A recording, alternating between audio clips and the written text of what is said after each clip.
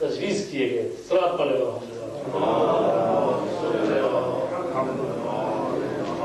7ویں دن عقیقہ کیا گیا. یہ میں بات اس لیے بھی بار بار بتاتا ہوں کہ یعنی یہ دیکھتے جائیں ہمارے ہاں بھی بچے پیدا ہوتے ہیں تو اس لیے ادھر ادھر کی رسموں کی بجائے وہ رسمیں کریں جو رسول نے کی, اہل بیت نے کی.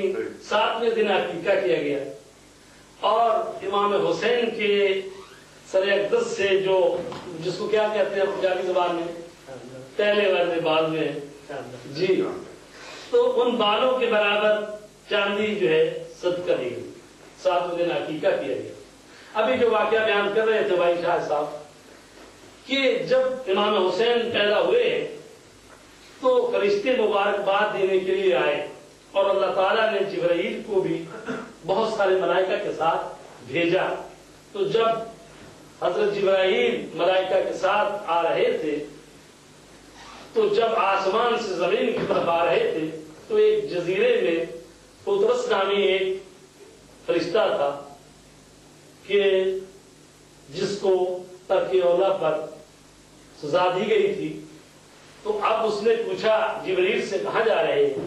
تو جبریل امین نے کہا کہ رسول کے ہاں نواسا پیدا ہوا ہے, رسول کی بیٹی کے ہاں بیٹا اللہ نے دیا ہے, ہم سب ملائکہ رسول کی خدمت میں جا رہے ہیں تاکہ ان کو مبارکباد دی جائے. اس نے کہا کہ اگر ہو سکے تو مجھے بھی ساتھ لے جائیں. لہذا پطرس کو بھی ساتھ لے لیا گیا اور جب ملائکہ آئے اور انہوں نے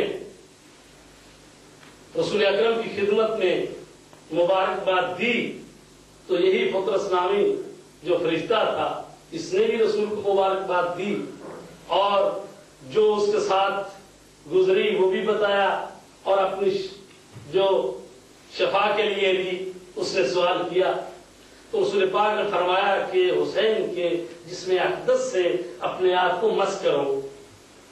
تو پطرس نے اپنے آپ کو امام حسین جو کہ ابھی چند دن کے تھے ان کے جسم اقدس سے اپنے آپ کو مس کیا تو خداوند عالم نے دوبارہ اس کو بال پر عطا کیے. تو یہ وہ ہستیاں ہیں. میں تھوڑا سا آپ کو پیچھے لے کے جاؤں کہ حضرت نوح علیہ السلام جب تبلیغ کرتے تھے تو لوگ پتھر مارتے تھے تو بعض دفعہ روڑے اور پتھر اور ان کے نیچے دب جاتے تھے. 900 سال تبلیغ کی, تھوڑے نہیں ہوتے 900 سال. اور امت کا حال کیا ہے کہ 900 سال میں 90 آدمی مسلمان ہوئے, تقریباً 12 سال کے بعد ایک آدمی. ہمیں تو شکر کرنا چاہیے, ہماری قوم کو الحمدللہ پھر بھی چند دنوں کی محنت پر بھی کافی آگے بڑھ جاتی ہے. تو 12 سال کے بعد ایک آدمی بنتا ہے تو 90 آدمی مسلمان ہوئے.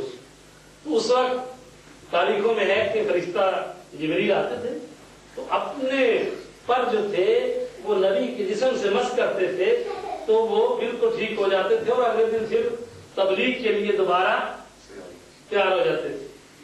تو وہ نبی تھے, فرشتہ آ کے اپنے پر ان کے جسم سے مس کرتا تھا تو وہ ٹھیک ہو جاتے تھے.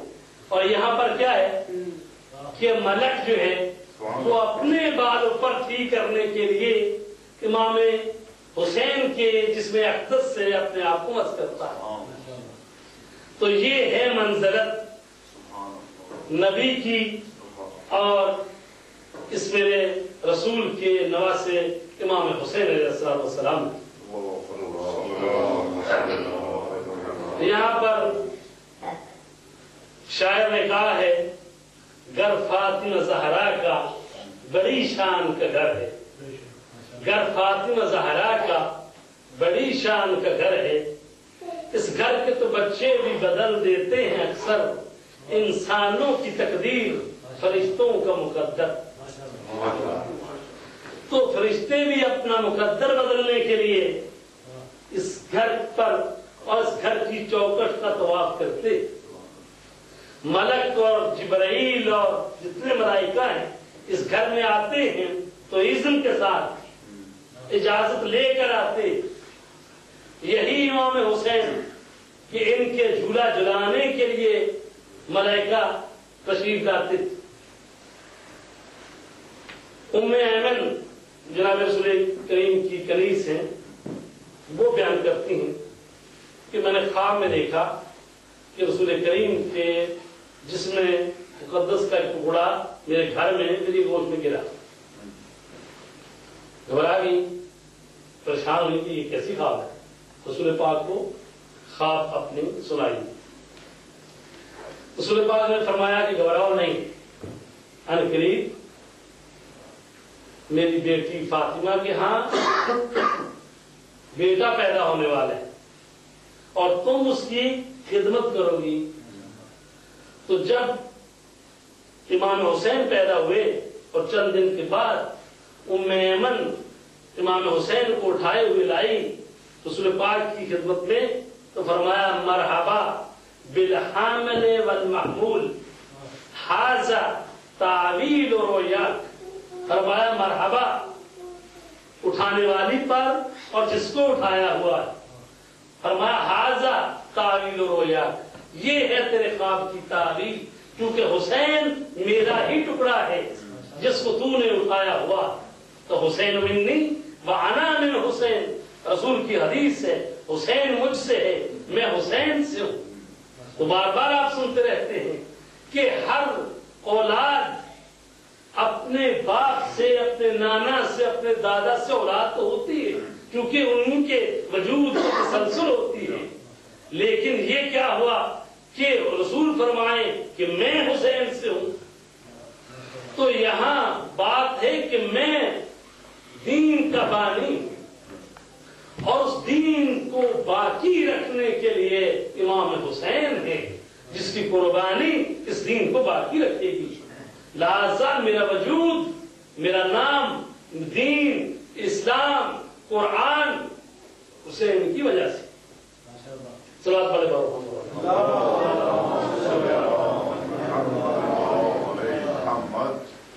کوئی بھی بچہ جب پرورش پاتا ہے تو اس کی ماں کی آغوش، اس کی باپ کا سایہ، اس کے دادا دادی، نانا نانی، جو بھی اس کے قریبی عزیز ہیں، ظاہر ہے کہ ان کی تربیت کا اثر اس بچے میں ہوتا ہے.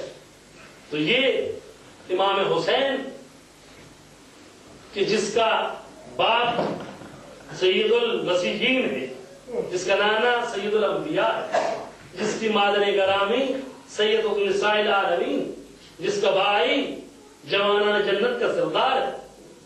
تو یہی امام حسین جب پہلی دفعہ بولنا بچہ شروع کرتا ہے تو روایت میں ہے کہ رسول پاک مستحبی نماز پڑھ رہے تھے تو امام حسین ابھی بولنا شروع نہیں کیا، آج ساتھ کھڑے ہو.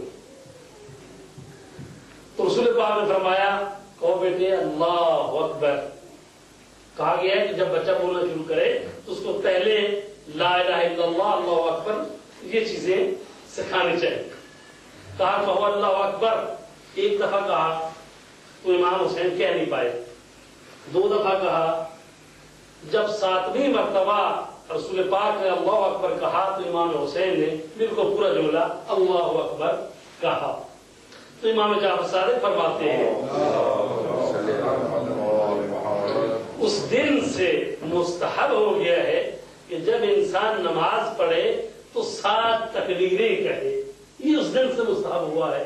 تکبیرۃ الاحرام سے پہلے 6 تکبیریں اور 7ویں وہ تکبیرۃ الاحرام.